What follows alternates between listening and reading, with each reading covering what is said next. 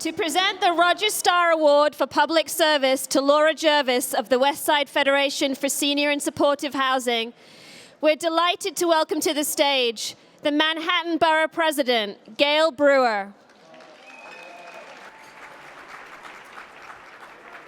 Thank you very much. This is a huge honor. I think almost everyone knows Laura Jervis. She works nonstop and she solves more problems in a day than most people do in a year.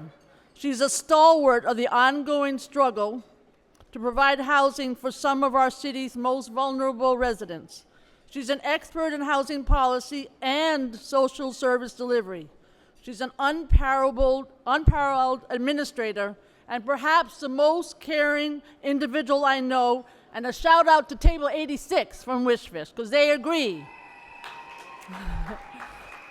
By way of background, she's a graduate of St. Olaf College and holds an MA from Princeton Theological. Reverend Laura Jervis founded and has been the executive director of West Side Federation for Senior Housing, we call it Wishfish, since its inception in 1977. She runs a lot of buildings. They provide a lot of social services for a lot of seniors, homeless individuals, mentally ill and physically challenged, as well as lots of folks with special needs. Shh. She oversees a staff of over 300, and she knows every single person's name. She can do the financing of any one building slated to provide affordable housing in her head, and she's done it over and over again. The numbers are impressive, but they don't even begin to tell the story of the work that Laura Jervis does. When others say, sorry, Gale, I can't do that, Laura finds a way to find housing and services for all those in need. She's a visionary. She realized that grandparents raising grandchildren need housing, and she renovated a building for these families, and the building and the programs are successful. In fact, in a few cases, the grandchildren have gotten to know each other and they're having their own families. So maybe she needs another building just for them. A good example of her recent outreach occurred when there was yet another tragic traffic accident on the Upper West Side. An elderly gentleman was struck by a car, and word was that he was homeless of unknown identity. But I knew better, so I called around to all the social service providers on the West Side. And I found Laura Jervis, because while the gentleman was waiting surgery in the hospital and others were investigating who this man might be, when I called Laura Jervis, she was, of course, able to identify him as a resident in one of her buildings. She and staff immediately went to the hospital to make sure his needs were met and the proper people notified. He's in good hands, and she also knows all of the names of the people who live in her buildings. On a personal side, I adore her husband, Martin McCarthy, an attorney who for decades has been untangling the housing problems that Laura and me and everyone else gets into. And he and I share something very special, very special. We both want the Parks Department to buy a machine that can take up the many gum imprints on the pavement at Verde Park on 72nd and Broadway. In addition to their workload, they've raised a fabulous daughter. They once in a while go on vacation in Italy, where that chair came from. So finally, I just want to say that Laura has a knowledge of all housing, but particularly the single-room occupancies. I just want to make sure that all city officials here know we're going to work to make sure that those are affordable. So, without further ado, I am honored beyond words to introduce a true New York City heroine and a good friend, Reverend Laura Jervis.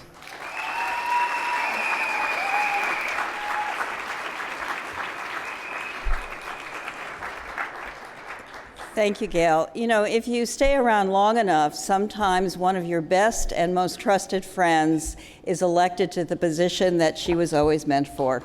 Big hand. So I promised Geraldine and Richard Roberts that I would not talk about Roger Starr, except to say that he was the HDA commissioner on the first project that I ever worked on.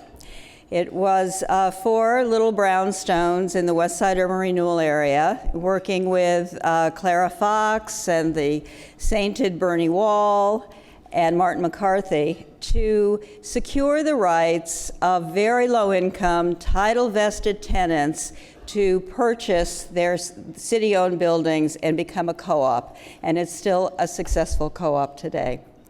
So among the lessons that I learned from that first project was the importance of the partnership with city government. And that has been one of the most important lessons through all these 38 years of WSFISH. So I'm very grateful to city government, and I know Marvin already did the shout outs, but I want to do some shout outs too to commissioners. I don't know if Fran Levinson is here, but Fran was HDA commissioner at the time of the first WSFISH project. And she was the one who advocated with us to have a social worker in a building for elderly persons, a social worker who was on the budget, on the staff, on site.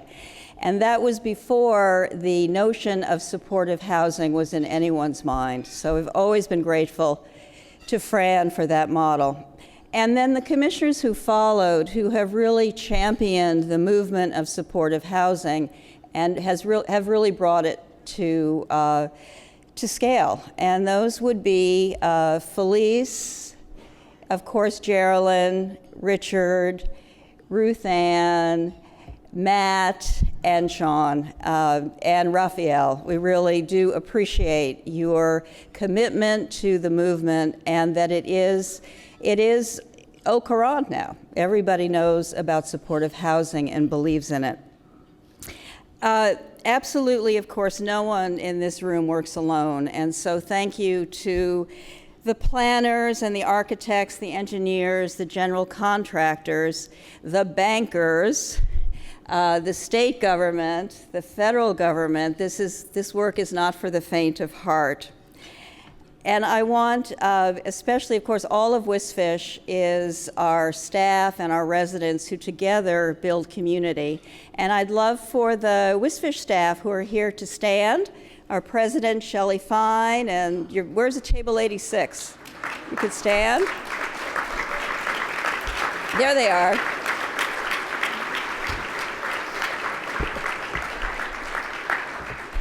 They do the development, the management of our property, and our most precious assets, which of course are the people who live in our building. Thank you, Gale, for mentioning Martin. He was with WSFISH from the beginning, incorporated us, has kept us all these years out of trouble.